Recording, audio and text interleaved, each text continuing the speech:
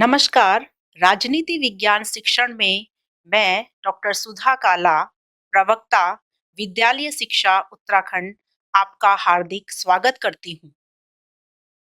आज हम कक्षा 12 राजनीति विज्ञान की पाठ्य पुस्तक स्वतंत्र भारत में राजनीति पाठ 1 राष्ट्र निर्माण की चुनौतियां पर चर्चा करेंगे। हमारी चर्चा के बिंदु इस प्रकार रहेंगे: पुनरावलोकन, राज्यों का पुनर्गठन, राज्य पुनर्गठन आयोग, नए राज्यों का निर्माण और अंत में मूल्यांकन। भाग 3 पर चर्चा करने से पहले आइए एक नजर डालते हैं राष्ट्र निर्माण की चुनौतियां अध्याय के भाग 1 और भाग 2 के प्रमुख बिंदुओं पर, जो इस प्रकार हैं। 14-15 अगस्त की मध्यरात्रि को हिंदुस्तान आजाद हुआ और स्वतंत्र भारत के प्रथम प्रधानमंत्री पंडित जवाहरलाल नेहरू ने इस रात संविधान सभा के एक विशेष सत्र को संबोधित किया था। उनका यह प्रसिद्ध भाषण भाग्यवधु से चिर प्रतीक्षित भेंट या टिस्ट विद डेस्टिनी के नाम से जाना जाता है। 14-15 अगस्त 1947 को एक नहीं बल्कि दो राष्ट्र भारत और पाकिस्तान अस्तित्व में आए। ऐसा मुस्लिम लीग के द्विराष्ट्र सिद्धांत के कारण हुआ, क्योंकि उनका मानना था कि भारत किसी एक कौम का नहीं बल्कि हिंदू और मुसलमान नाम की दो कौमों का देश था। इसलिए मुस्लिम नेताओं ने मुसलमानों के लिए एक अलग देश पाकिस्तान की मांग की। अब तक जिस भूभाग को इंडिया कहा जाता था, उससे भारत और पाकिस्तान नाम के दो देश बन गए। भारत विभाजन के कारणों में मुस्लिम लीग का द्विराष्ट्र सिद्धांत, अंग्रेजों की फूट डालो और शासन करो की नीति तथा मोहम्मद अली जिन्ना की जिद प्रमुख थे। भारत विभाजन के परिणाम स्वरूप बड़ी संख्या में आबादी का पलायन हुआ। हिंदू मुसलमान के बीच सांप्रदायिक दंगे हुए। हिंसा से व्यक्तिगत और सार्वजनिक संपत्ति को नुकसान पहुंचा और लाखों लोग अपने परिवार से बिछड़ गए। ब्रिटिश इंडिया में छोटे बड़े आकार के कुछ राज्य रजवाड़े पर राजाओं का शासन था। भारत पर ब्रिटिश प्रभुत्व के साथ ही रजवाड़े भी ब्रिटिश अधीनता से आजाद हो गए थे। रजवाड़ों के शासकों को मनाने समझाने में भारत के उप प्रधानमंत्री और प्रथम गृह मंत्री सरदार पटेल ने ऐतिहासिक भूमिका निभाई और अधिकतर रजवाड़ों को उन्होंने भारतीय संघ में शामिल होने के लिए राजी कर लिया। हालांकि हैदराबाद और मणिपुर की रियासतों का विलय बाकी की तुलना में थोड़ा कठिन हुआ। भारत सरकार ने हैदराबाद को सैनिक कार्यवाही व मणिपुर के साथ विलय समझौता करके उन्हें भारतीय संघ में शामिल किया। राज्यों का पुनर्गठन, बंटवारे और देसी रियासतों के विलय के साथ ही राष्ट्र निर्माण की प्रक्रिया का अंत नहीं हुआ।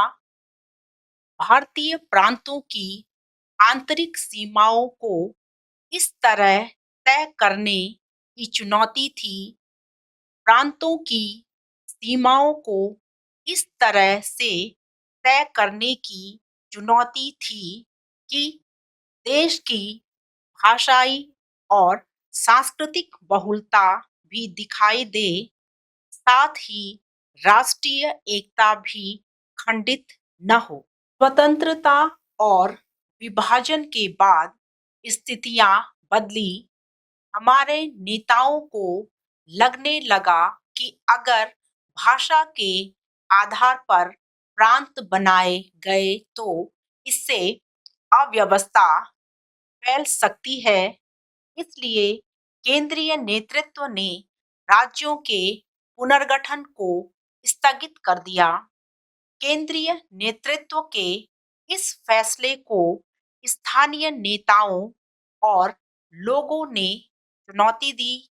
विशाल आंध्र आंदोलन, आंध्र प्रदेश नाम से अलग राज्य बनाने के लिए चलाया गया आंदोलन ने मांग की कि मद्रास प्रांत के तेलुगु भाषी इलाकों को अलग करके एक नया राज्य आंध्र प्रदेश बनाया जाए।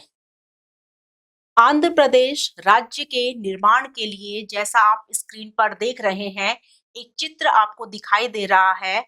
वो चित्र है कोटल्ली श्रीरामल्लू का, जो आंध्र प्रदेश राज्य के निर्माण के लिए अनिश्चितकालीन भूख हड़ताल पर बैठ गए थे। 56 दिनों की भूख हड़ताल के बाद उनकी मृत्यु हो गई। इससे बड़ी अव्यवस्था फैली और आंध्र प्रदेश में जगह-जगह हिंसक घटनाएं हुई। आपको स्क्रीन पर एक चित्र दिखाई दे रहा है। चित्र के नीचे लिखा है स्ट्रगल फॉर सर्वाइवल। ये 26 जुलाई 1953 को शीर्षक। यह कार्टून उस दौर के माहौल को दर्शाता है जब राज्यों को भाषाई आधार पर गठित करने की मांग जोर पकड़ रही थी। आप देख रहे हैं कि कितनी बड़ी संख्या में लोग इस आंदोलन में भाग ले रहे हैं। आखिरकार 1952 के दिसंबर में प्रधानमंत्री ने आंध्र प्रदेश नाम से अलग राज्य बनाने की घोषणा की। आंध्र प्रदेश के गठन के साथ ही देश के दूसरे हिस्सों में भी भाषाई आधार पर राज्यों को गठित करने का संघर्ष होने लगा। इन संघर्षों से बाध्य होकर केंद्र सरकार ने 1953 में राज्य पुनर्गठन आयोग बनाया। राज्य पुनर्गठन आयोग।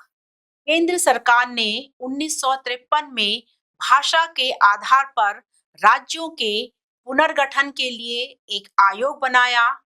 न्यायाधीश फजल अली की अध्यक्षता में प्रथम राज्य पुनर्गठन आयोग का गठन किया गया।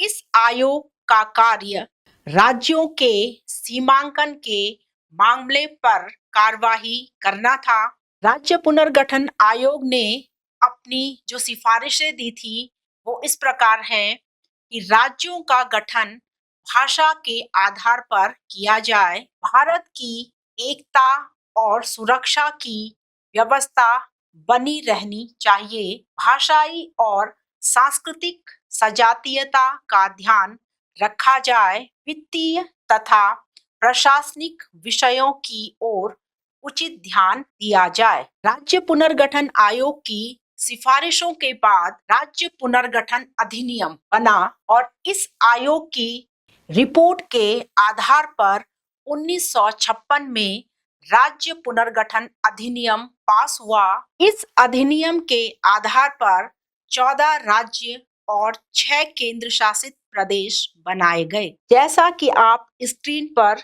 देख रहे हैं कि राज्य पुनर्गठन आयोग की सिफारिशों के पश्चात आगे भी नए राज्यों का निर्माण हुआ, जिनमें वर्ष 1960 में महाराष्ट्र और गुजरात राज्य बने। 1963 में नागालैंड राज्य बना।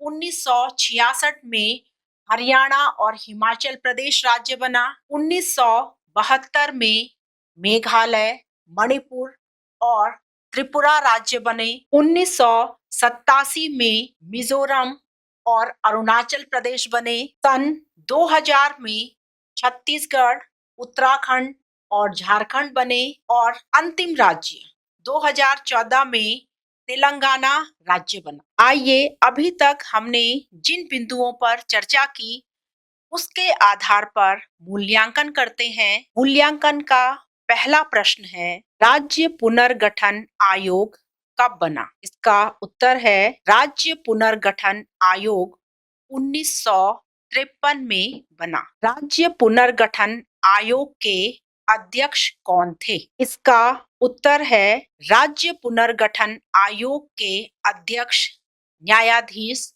फजल अली थे।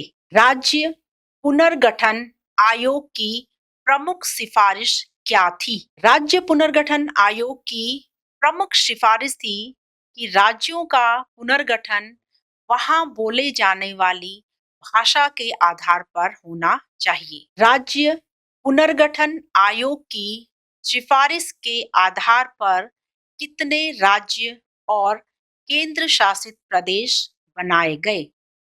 इसका उत्तर है कि राज्य पुनर्गठन आयोग की सिफारिश के बाद 14 राज्य और 6 केंद्र शासित प्रदेश बनाए गए। अभी तक हमने जिन बिंदुओं पर चर्चा की वे इस प्रकार हैं, पुनरावलोकन, राज्यों का पुनर्गठन, राज्य पुनर्गठन आयोग, नए राज्यों का निर्माण और अंत में मूल्यांकन। आइए आपके लिए कुछ गृह कार्य है। इसमें जो पहला प्रश्न आपके लिए है वो है, प्रथम राज्य पुनर्गठन आयोग की सिफारिशों पर चर्चा करें। 1960 के पश्चात भारत में कौन-कौन से नए राज्य बने, उनकी सूची बनाएं।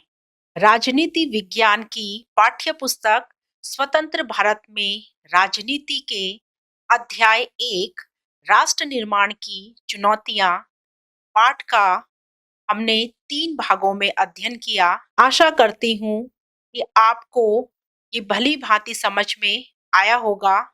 मिलते हैं नए अध्याय के साथ, तब तक धन्यवाद।